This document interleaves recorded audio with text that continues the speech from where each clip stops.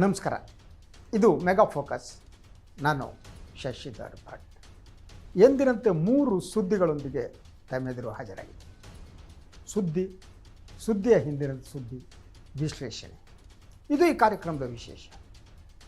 ಪ್ರಾಯಶಃ ಇಂಥ ಒಂದು ಕಾರ್ಯಕ್ರಮ ನಿಮಗೆ ಇನ್ಯಾವುದೇ ವಾಹಿನಿಯಲ್ಲಿ ಸಿಗಲಾರದು. ಎನಿವೆ, 3 ಸುದ್ದಿಗಳಲ್ಲಿ ಮೊದಲನೇದಾಗಿ ಪ್ರಧಾನಿ ನರೇಂದ್ರ ಮೋದಿಯವರು ನಿನ್ನೆ ಆಡಿರುವ ಮಾತು, ತ್ಯಾಗದ ಮಾತು. ಅದು ಈಗ ಬೇರೆ ಬೇರೆ ರೀತಿಯ ಪ್ರತಿಕ್ರಿಯೆಗೆ ಕಾರಣ ಆಗಿದೆ. ಮೋದಿ ಯಾಕೆ ಹೀಗೆ ಮಾತನಾಡಿದ್ರು, ಅದರ ಪ್ರತಿಕ್ರಿಯೆ ಏನು, ಪರಿಣಾಮ ಏನು, ಆ ಬಗ್ಗೆ ಕೂಡ ನಾನು ವಿಶ್ಲೇಷಣೆ ಮಾಡ್ತೀನಿ. ಇನ್ನೊಂದು ತಮಿಳುನಾಡಿನ ರಾಜಕಾರಣ. ತಮಿಳುನಾಡಿನಲ್ಲಿ ಹೊಸ ರಾಜಕಾರಣದ ಶಕೆ ಪ್ರಾರಂಭ ಆಗಿದೆ. ತಮಿಳುನಾಡಿನ ರಾಜಕಾರಣ ದ್ವೇಷದ ರಾಜಕಾರಣ. ಪಕ್ಷಗಳ ನಡುವಿನ ದ್ವೇಷ ಯಾವ ಹಂತಕ್ಕೆ ಹೋಗ್ತಾ ಇತ್ತು ಅಂತಂದರೆ ಅವರು ಮುಖ ನೋಡುವುದಕ್ಕೆ ಕೂಡ ಸಿದ್ಧ ಇರ್ತಿರಲಿಲ್ಲ. ಅಂತಹ ರಾಜಕಾರಣ ಬದಲಾಗ್ತಾ ಇರೋದು. ಅಂತಹ ಒಂದು ಬದಲಾದ ರಾಜಕಾರಣಕ್ಕೆ ಭಾಷ್ಯ ಬರೆದವರು ಜೋಸೆಫ್ ವಿಜಯ್.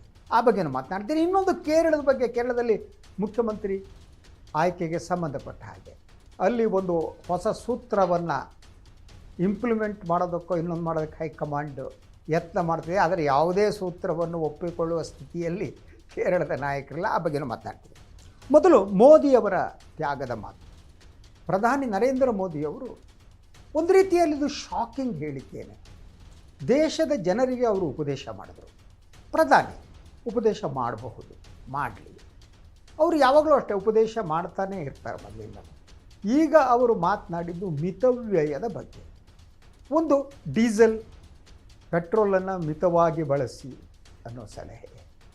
ಹಾಗೆಯೇ ನಿಮ್ಮ ಸ್ವಂತ ವಾಹನ ಇದ್ದರೆ ಅದನ್ನು ನಿಲ್ಲಿಸ್ಬಿಟ್ಟು ಮೆಟ್ರೋ ಹೋಗ್ತಾ ಇದ್ದರೆ ಮೆಟ್ರೋದಲ್ಲಿ ಓಡಾಡಿ ಅನ್ನೋದು ಒಂದು.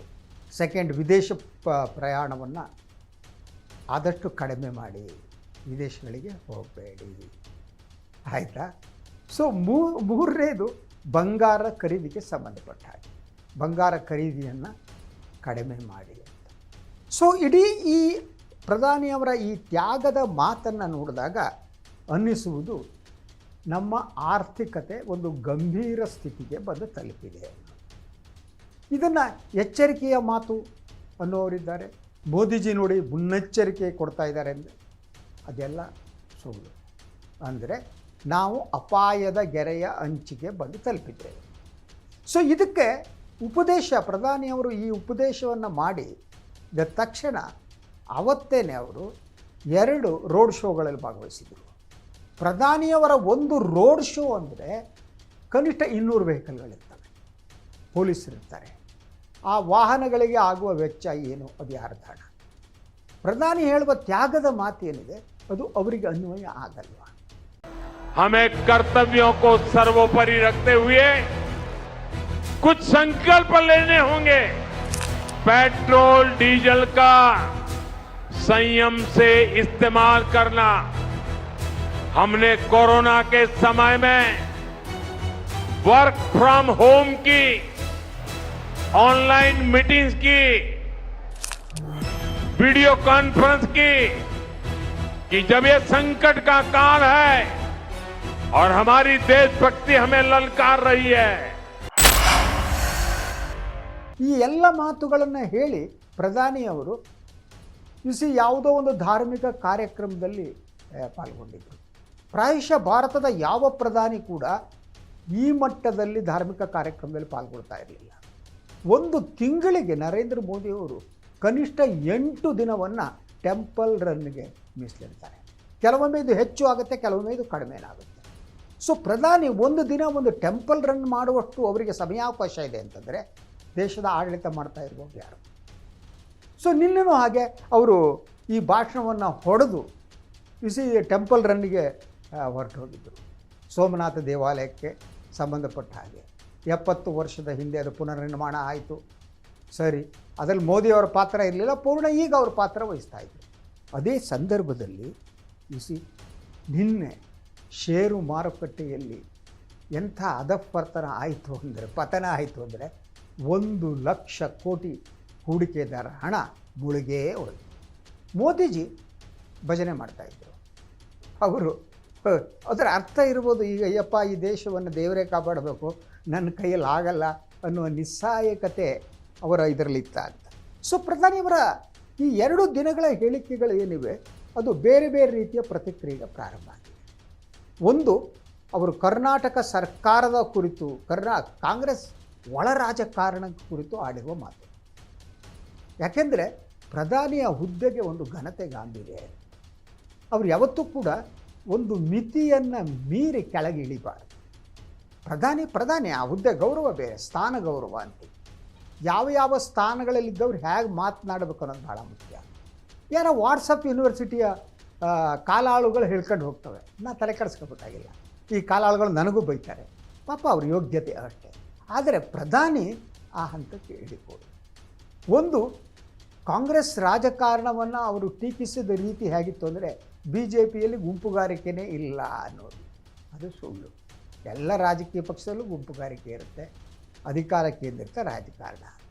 ಸೊ ಅದಾದ ಮೇಲೆ ಈ ಮಿತವ್ಯಯದ ಮಾತು. ಅದಕ್ಕೆ ಹಲವರು ಪ್ರತಿಕ್ರಿಯೆ ನೀಡಿದ್ದಾರೆ.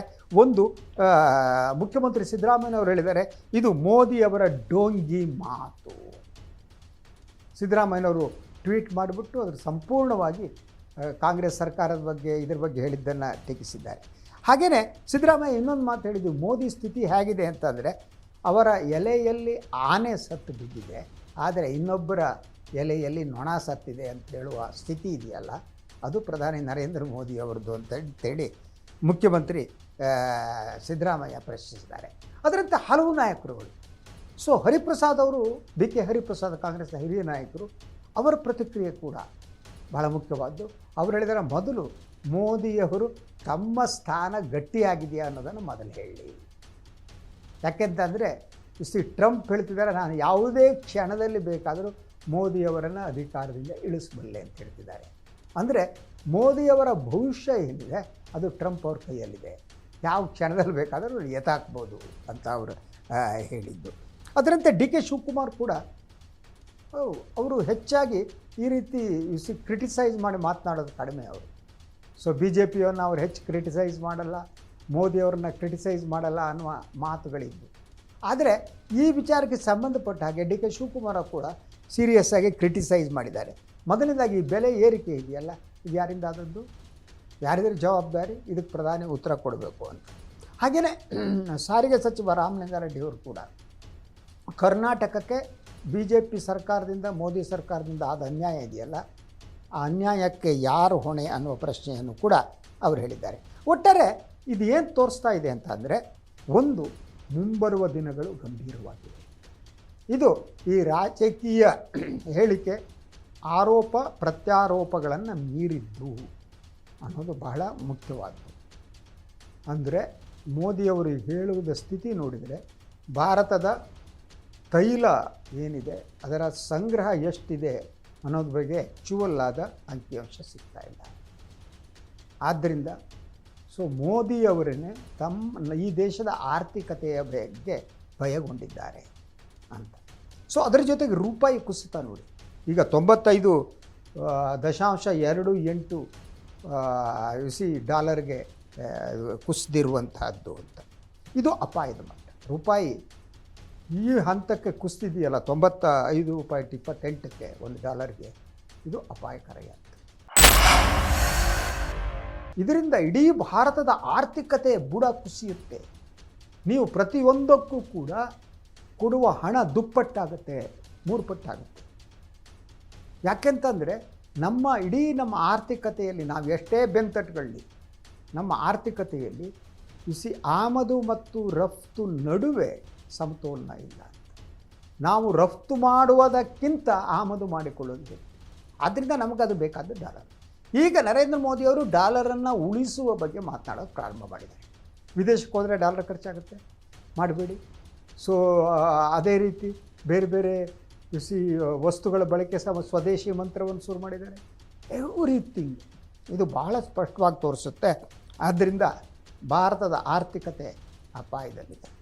ಆದರೆ ಮೋದಿಯವರು ತ್ಯಾಗದ ಮಾತನ್ನು ಆಡುವವರಿದ್ದಾರಲ್ಲ, ತ್ಯಾಗದ ಮಾತನ್ನು ಯಾರು ಆಡ್ತಾರೆ ಅದು ಕೇವಲ ಬೋಧನೆಯ ಹಂತದಲ್ಲಿರ್ತದೆ.